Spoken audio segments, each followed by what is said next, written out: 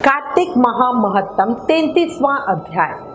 हरे कृष्णा, राधे राधे। कल कार्तिक महामहत्तम के 32वें अध्याय में हमने कार्तिक व्रत उद्यापन विधि का श्रवण किया था।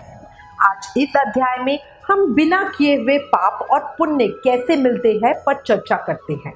दया दृष्टि कर हृदय में भाव भक्ति उपजाओ, 33वां अध्याय सुनो, कृपा दृष्टि बरसाओ। शौनक आदि ऋषि पूछने लगे, हे सूत जी, दूसरे का दिया हुआ पुण्य भी लगता है या बिना दिया हुआ पुण्य मिलता भी है? तब सूत जी बोले, हे ऋषियों, बिना दिए हुए भी पाप और पुण्य दोनों मिलते हैं। जिस कर्म द्वारा बिना दिया हुआ पुण्य और पाप मिलता है उसे ध्यान पूर्वक सुनो। सतयुग में एक के पाप और पुण्य के कारण सारे देश को पाप और पुण्य मिलता था। त्रेता में ग्राम को तथा द्वापर में सिर्फ कुल को ही पाप और पुण्य मिलता था, किंतु कलयुग में केवल करने वाले को ही पाप तथा पुण्य का फल भोगना पड़ता है। संसर्ग ना करने पर भी वह व्यवस्था की गई है और संसर्ग से पाप व पुण्य दूसरे को मिलते हैं, उसकी व्यवस्था भी सुनो। पढ़ना, यज्ञ कराना और एक साथ भोजन करने से पाप पुण्य का आधा फल मिलता है। एक आसन पर बैठने तथा सवारी पर चढ़ने से, श्वास के आने जाने से पुण्य व पाप का चौथा भाग जीव मात्र को मिलता है। छूने से, भोजन करने से और दूसरे की स्तुति करने से पुण्य और पाप का छठवां भाग मिलता है। दूसरे की निंदा, चुगली और धिक्कार करने से उसका सातवां भाग मिलता है। पुण्य करने वाले मनुष्यों की जो कोई सेवा करता है वह सेवा का भाग लेता है और अपना पुण्य उसे देता है। नौकर और शिष्य के अतिरिक्त जो मनुष्य दूसरे से सेवा करवा कर उसे पैसे नहीं देता, वह सेवक उसके पुण्य का भागी होता है। जो व्यक्ति पंक्ति में बैठे हुए भोजन करने वालों की पत्तल लांघता है, वह उसे जिसकी पत्तल उसने लांघी है अपने पुण्य का छठवां भाग दे देता है। स्नान तथा ध्यान आदि करते हुए मनुष्य से जो व्यक्ति बातचीत करता है या उसे छूता है, वह अपने पुण्य का छठवां भाग दे डालता है। जो मनुष्य धर्म के कार्य के लिए दूसरों से धन मांगता है, वह पुण्य का भागी होता है। ठीक उसी प्रकार जिस प्रकार की दान करने वाला पुण्य का भागी होता है। जो मनुष्य धर्म का उपदेश करता है और उसके बाद सुनने वालों से याचना करता है, वह अपने पुण्य का छठवां भाग उसे दे देता है। जो मनुष्य दूसरों का धन चुराकर उसे धर्म कर्म करता है, वह चोरी का फल भोगता है और शीघ्र ही निर्धन हो जाता है। और जिसका धन चुराता है वह पुण्य का भागी होता है। बिना ऋण उतारे जो मनुष्य मृत्यु को प्राप्त होता है, उनको ऋण देने वाले सज्जन पुरुष पुण्य के भागी होते हैं। शिक्षा देने वाला, सलाह देने वाला, सामग्री को जुटाने वाला तथा प्रेरणा देने वाला, यह पाप और पुण्य के छठे भाग को प्राप्त करते हैं।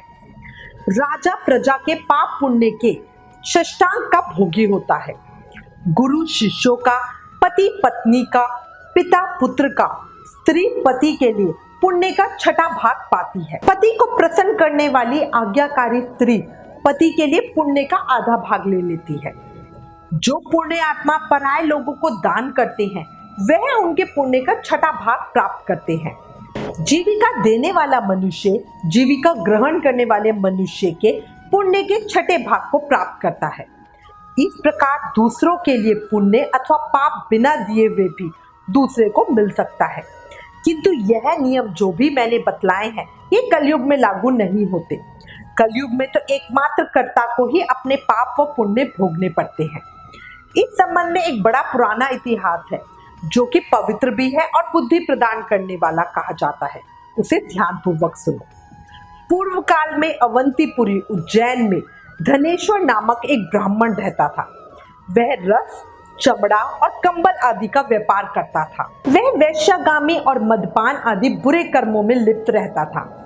चूंकि वह रात दिन पाप में रत रहता था, इसलिए वह व्यापार करने नगर नगर घूमता था।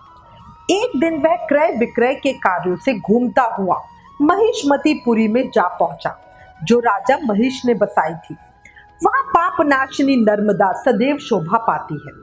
उस नदी के किनारे कार्तिक का व्रत करने वाले बहुत से मनुष्य अनेक गांवों से स्नान करने के लिए आए हुए थे।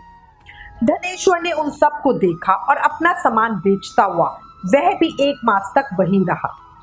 वह अपने माल को बेचता हुआ नर्मदा नदी के तट पर घूमता हुआ स्नान, जप और देव अर्चना में लगे हुए ब्राह्मणों को देखता। वैष्णवों के मुख से भगवान विष्णु के नामों का कीर्तन सुनता। वह वहां रहकर उनको स्पर्श करता रहा, उनसे बातचीत करता रहा। वह कार्तिक के व्रत के उद्यापन विधि तथा जागरण भी देखता रहा। उसने पूर्णिमा के व्रत को भी देखा कि व्रती ब्राह्मणों तथा गौओं को भोजन करा रहे हैं, उनको दक्षिणा आदि भी दे रहे हैं। उसने नित्य प्रति भगवान शंकर की प्रसन्नता के लिए होती दीपमाला भी देखी। त्रिपुर नामक राक्षस की तीनों पुरों को भगवान शिव ने इसी तिथि को जलाया था, इसलिए शिवजी जी के भक्त इस तिथि को दीप उत्सव मनाते हैं। जो मनुष्य भगवान विष्णु और भगवान शिव में अंतर करता है, उसकी समस्त क्रियाएं निष्फल हो जाती हैं। इस प्रकार नर्मदा तट पर रहते हुए जब उसको 1 माह व्यतीत हो गया तो एक दिन अचानक उसे किसी काले सांप ने डस लिया। इससे वह विहल होकर गिर पड़ा। उसकी यह दशा देखकर वहां के दयालु भक्तों ने उसे चारों ओर से घेर लिया और उसके मुंह में तुलसी दल मिश्रित जल के छींटे देने लगे। जब उसके प्राण निकल गए तब यमदूतों ने आकर उसे बांध लिया और कोड़े बरसाते हुए यमपुरी ले गए। उसे देखकर चित्रगुप्त ने यमराज से कहा, इसने बाल्यावस्था से लेकर आज तक केवल बुरे कर्म ही किए हैं। इसके जीवन में तो पुण्य का लेश मात्र भी नहीं है। यदि मैं पूरे 1 वर्ष तक भी आपको सुनाता रहूं तो भी इसके पापों की सूची समाप्त नहीं होगी। यह महापापी है, इसलिए इसको 1 कल्प तक घोर नरक में डालना चाहिए। चित्रगुप्त की बात सुनकर यमराज ने कुपित होकर काल नेमी के समान अपना भयंकर रूप दिखाते हुए अपने अनुचरों को आज्ञा देते हुए कहा, हे प्रेत सेनापतियों, इस दुष्ट को मारते हुए कुंभी पाक नर्क में डाल दो।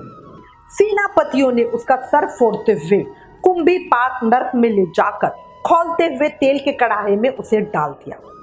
प्रेत सेनापतियों ने उसे जैसे ही तेल के कड़ाहे में डाला वैसे ही वहां का कुंड शीतल हो गया। ठीक उसी प्रकार जिस प्रकार पूर्व काल में प्रहलाद जी को डालने से दैत्यों की जलाई हुई आग ठंडी हो गई थी। यह विचित्र घटना देखकर प्रेत सेनापति तुरंत यमराज के पास गए और उनसे सारा वृतांत कहा। सारी बात सुनकर यमराज भी आश्चर्यचकित हो गए और इस विषय में पूछताछ करने लगे।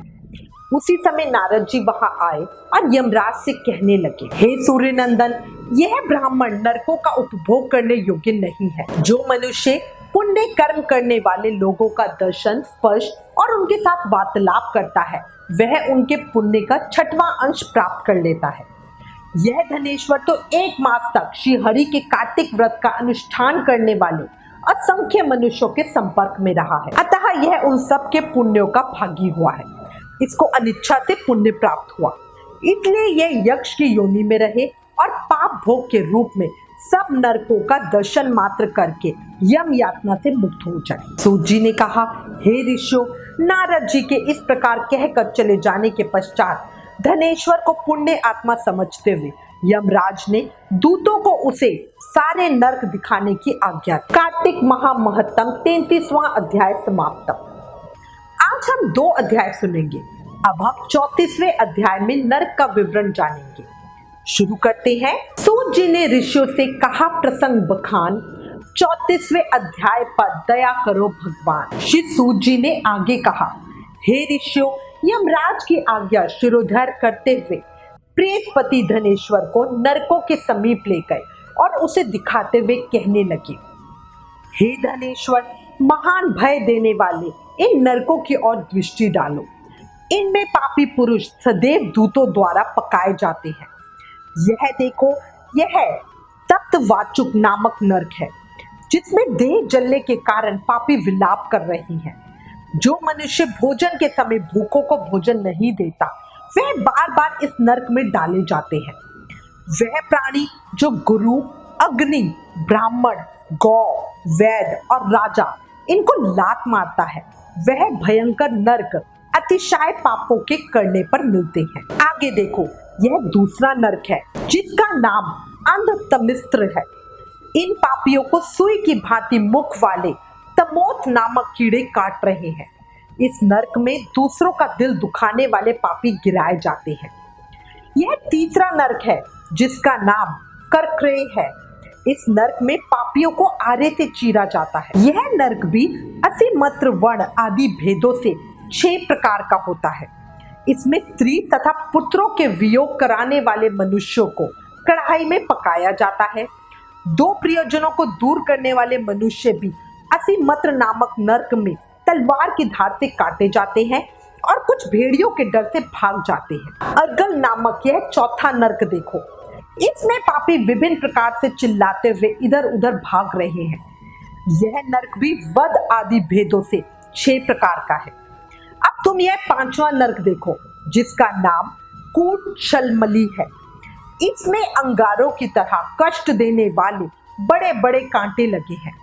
यह नरक भी यातना आदि भेदों से 6 प्रकार का है। इस नरक में पर स्त्री गमन करने वाला मनुष्य डाले जाते हैं। अब तुम यह 6वां नरक देखो, उल्वण नामक नरक में सिर नीचे करके पापियों को लटकाया जाता है। जो लोग भक्ष्य का विचार नहीं करते, दूसरों की निंदा और चुगली करते हैं, वे इस नरक में डाले जाते हैं। दुर्गंध भेद से यह नरक भी 6 प्रकार का है। यह 7वां नरक है, जिसका नाम कुंभी पार्क है। यह अत्यंत भयंकर है और यह भी 6 प्रकार का है।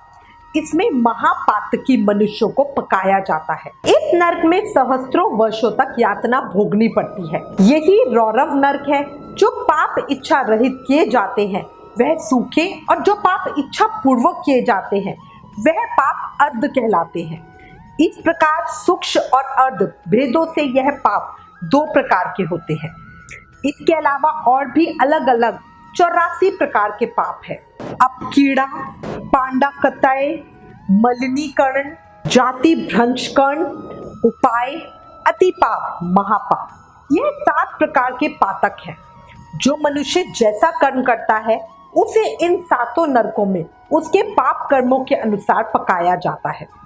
चूंकि तुम्हें कार्तिक व्रत करने वाले प्रभु भक्तों का सत्संग प्राप्त हुआ है, उससे पुण्य की वृद्धि हो जाने के कारण ये सभी नरक तुम्हारे लिए निश्चय ही नष्ट हो गए हैं। इस प्रकार धनेश्वर को नरकों का दर्शन कराकर पेतराज उसे यशलोक में ले गए। वहां जाकर उसे वहां का राजा बना दिया। वही कुबेर का अनुचर धनक्षय के नाम से प्रसिद्ध हुआ। बाद में महर्षि विश्वामित्र ने उसके नाम से अयोध्या में भगवान गदाधर नाम का तीर्थ बनवाया था। कामना युक्त पाप गीला और कामना रहित पाप सूखा कहा जाता है। कार्तिक मास के व्रत के प्रभाव से मनुष्य द्वारा किए गए सूखे तथा गीले दोनों प्रकार के पाप नष्ट हो जाते हैं। कार्तिक मास का व्रत महाफल देने वाला है। इसके समतुल्य अन्य कोई दूसरा पुण्य कर्म नहीं है। जो भी मनुष्य इस व्रत को करता है तथा व्रत करने वाले का दर्शन करता है, उसे मोक्ष की प्राप्ति होती है।